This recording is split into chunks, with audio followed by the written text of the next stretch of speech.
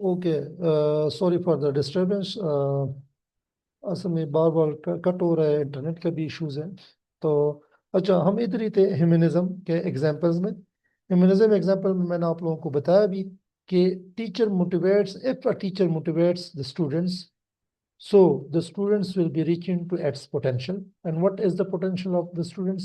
That is to understand the subject, the subject that the teacher is teaching. अगर student को motivate नहीं कर रहा, तो क्या उसको फ्री विल, उसको आप क्या कर रहे हो, वो दबा रहे हो। तो फिर तो जो अचीव करना है, उसकी जो पोटेंशियल है, वो फिर वो अचीव नहीं करेगा। Supportive environment, again, it is very important. And the supportive environment is basically, it improves the performance. Again, focus on the personal development, और ये सारी चीजें वो क्या करती है, ऑलवेज पर्सनल डेवलपमेंट के ऊपर वो फोकस करती है। अब आगे क्या है, देखो प्लीज।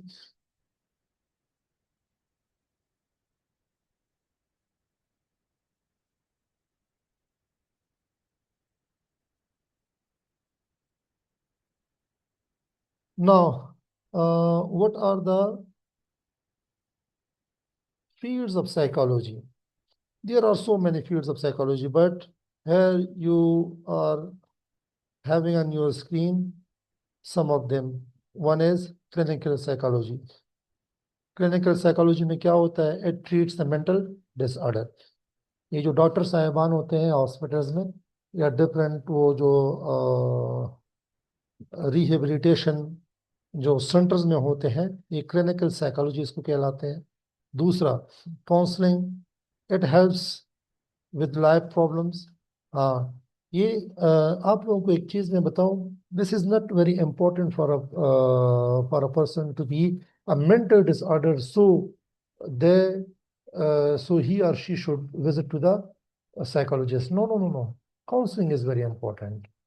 और काउंसलिंग अगर अगर आप देखें दुनिया में हर जगह पे, काउंसलिंग क्या होता है, उधर एक साइकोलॉजिस्ट बैठा हुआ होता है और वो काउंसलिंग करता रहता है हर टाइम। और काउंसलिंग क्या, for the sake of career, for the sake of what job you suits, for the sake of other जो इश्यूज आपके होते हैं लाइफ में, उसको आप किस तरह डील करते हो या उसको किस तरह आप अवॉइड करने की कोशिश करते हो।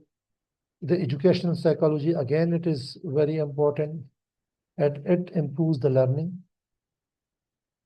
और इसमें जान बीवी की बहुत ज़्यादा क्या है, एजुकेशन साइकोलॉजी में बहुत ही बड़ा रोल है, और रोल प्ले भी कर रहा है। Industrial psychology, this is very important for you guys being the student of the bachelor studies, क्या कहते हैं, बिजनेस स्टडीज। आप लोगों के लिए बहुत ज़्यादा इंपॉर्टेंट है। Work place behaviour, there are so many workplaces, there are so many corporations where there are so many job opportunities for the business students, but at the same time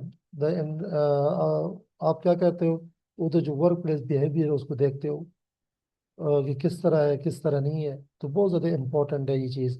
forensic legal system, again ये बहुत ज़्यादा ज़रूरी है आजकल। ये मेरे ख्याल में फोरेंसिक जो था, ये सिर्फ पंजाब में ही था। अभी केपी वालों ने भी इसको एस्टेब्लिश किया हुआ है, एज वेल एज सेंटर में भी फोरेंसिक को एक एज अ लैब इन लोगों ने इनिशिएटिव ले लिया है। और ये लीगल सिस्टम के लिए बहुत ज़्यादा फोरेंसिक साइकोलॉजी बहुत ज़्यादा इम्पोर्टेंट होती है।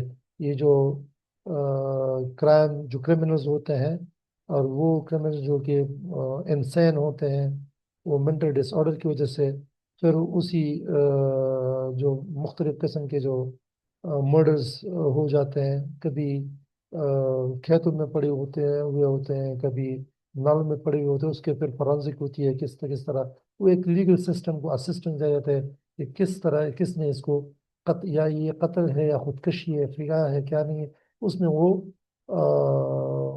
हेल्प आउट करती है। The health psychology, it is again a very important, जो कि behaviour and the physical health को वो क्या करता है।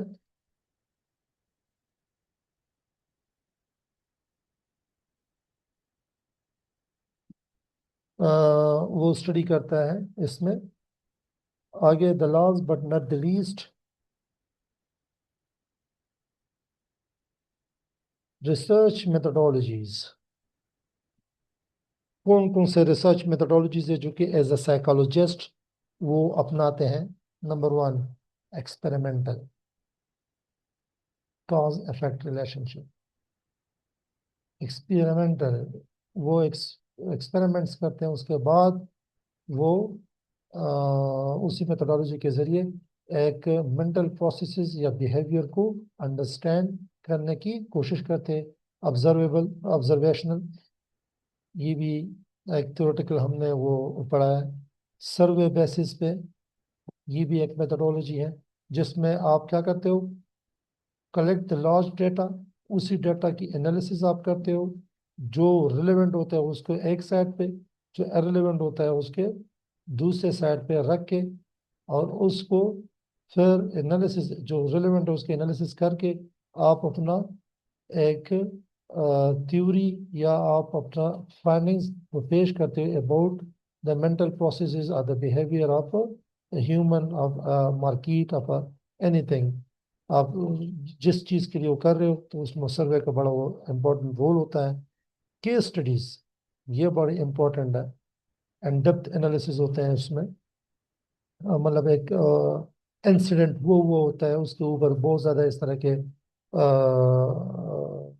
रिसर्च हुए पड़े हुए होते हैं। उसको फिर आप उसी केस के ऊपर डिफरेंट केस स्टडीज को स्टडी करके उसके ऊपर अपने एनालिसिस दे देते हो, तो ये भी एक मेथोडोलॉजी है। अगेन द कोरिलेशंस, कोरिलेशनल, वो क्या है, relation between the different variables, X Y Z जो वेरिएबल्स होते हैं उसके वो कोरिलेशंस, वो भी उसमें आ जाता है। ये भी एक मेथोडोलॉजी है। बस ये इतना ज़्यादा ज़रूरी नहीं है आप लोगों के लिए अभी इस लेवल पर, क्योंकि ये इंट्रोडक्टरी क्लास है ऑफ द साइकोलॉजी। बस आप लोगों को सिर्फ ये पता होना चाहिए कि कौन कौन से मेथोडोलॉजीज है जो कि साइकोलॉजी में यूज़ होते हैं इन रिसर्च। आगे जो कि लास्ट है, और वो हमारा है कंक्लूजन। कंक्लूजन क्या है? अब इस पूरे के पूरे जो हमने जो टॉपिक डिस्कस किया है, तो आप प्लीज देखें। Psychology as a scientific and a practical study। Methodologies में आप देखें, एक्सपेरिमेंट्स भी हैं, सर्वे भी है, कोरिलेशनल भी है, मुख्तलिफ किस्म के जो मेथोडोलॉजीज हैं वो प्रैक्टिकल भी हैं और साइंटिफिक भी हैं। So psychology is the study of scientific and the practical studies of the mental and behavioral processes is called psychology. Again, the different theories explain behavior differently. Yes, हर एक theory को जो हमने ऊपर, स्ट्रक्चरलिज्म हो, behaviourism हो, what ever the humanism हो, हर एक theory differently behaviour को क्या करता है, एक्सप्लेन करता है।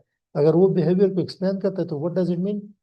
इट मीन्स कि वो जो साइकोलॉजी है, जो ह्यूमन साइकोलॉजी है, उसी कंटेक्स में useful in the education. Again, ये क्या है, एजुकेशन के में बहुत ज़्यादा यूजफुल है, हेल्थ है इन डेली लाइफ, बिल्कुल ये पढ़नी चाहिए।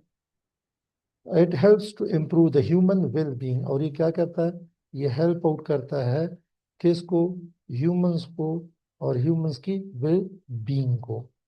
सो for today this is our lecture, the introductory lecture of the psychology. So if you have any question, you can ask me right now. Even you can ask me question in the next class as well. क्योंकि ये जो psychology है, इसको understand करना सिर्फ मैंने आप लोगों को टीच नहीं करना, बल्कि आप लोग जब पूछोगे तो चीज़ें और भी आप लोगों के लिए आसान हो जाएगी। समझ आ रही है ना? तो do not be like like listener, only listener, बल्कि आपने क्वेश्चन भी पूछने हैं। सही है इंशाल्लाह। Let me stop this. जी सर। जी जी जी, हाँ।